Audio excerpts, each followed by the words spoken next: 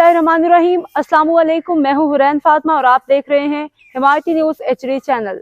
नजर डालते हैं आज की अहम खबरों पर। रोजनामा हिमायती न्यूज़ के क्राइम रिपोर्टर फहीम अहमद अराइन के मुताबिक कोट गुलाम मोहम्मद वर्ल्ड बैंक के तावन से government elementary school Chaudhry Ghulam Abbas की नई इमारत का इफ्तिताह।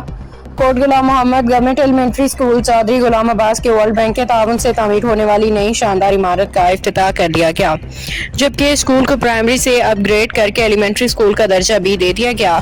इफ्तिताही तकरीब में RSU के मैडम नुसरत और मैडम अफसाना, सेकेंडरी डिप्टी डायरेक्टर जनाब Tahir Saleem, assistant education officer Dadumal, taluka education officer primary male Kot Ghulam Mohammad Abdul Rasheed Khaskheli, engineer यामीन PT अलिफ के रहनुमा मोहम्मद खान जसकानी, तालीम दोस्त अफराद और गाँव के मुआजिज शख्सियात ने बड़ी तादाद में शिरकत की।